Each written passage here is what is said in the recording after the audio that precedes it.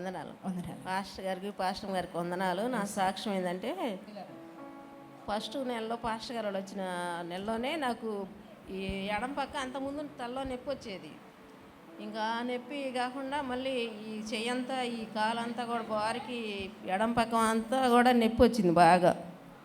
తల్లొద్దు అని కూడా వాడు పెట్టుకొని ఇట్లా ఎడం పక్క అసలు బాగా నొప్పి వచ్చింది. పాస్టర్ గారు వాళ్ళకి చెప్పి ప్రార్థన చేయించుకున్నా ఫస్ట్ నెలలోనే. చేసుకుంటే అది తగ్గిపోయింది.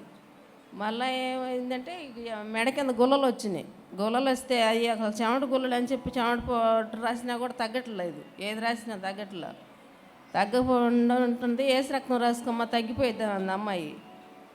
మా అమ్మాయి చెబితే రాసుకున్నా. తెల్లారిపాటికి మాడిపోయినాయి అసలు. తెల్లారిపాటికి చెమటే తగ్గిపోయినాయి. అంతకుముందు 10 రోజులు బట్టి బాధపడుతున్నాయి తగ్గట్లో. తగ్గిపోయినాయి. టాబ్లెట్ కూడా వేసుకోవాలి. ఈ నొప్పికి కూడా నేను ఈ తల్ల నుంచి ఎడం పక్క అంతా కూడా నొప్పి వచ్చింది.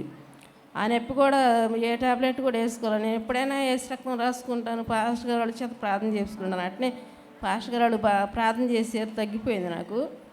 దేవునికి వందనాలు. మీ అందరికీ వందనాలు. స్తోత్రం.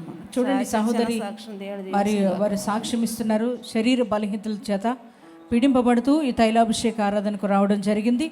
మరి దైవజనుల ద్వారా ప్రార్థన చేయించుకున్నారు. ప్రార్థన ఆయిల్ కూడా అప్లై చేసుకున్నారు. ఇప్పుడు దేవుడు నాకు సంపూర్ణ స్వస్థత ఇచ్చారని వారు సాక్ష్యం ఇస్తున్నారండి.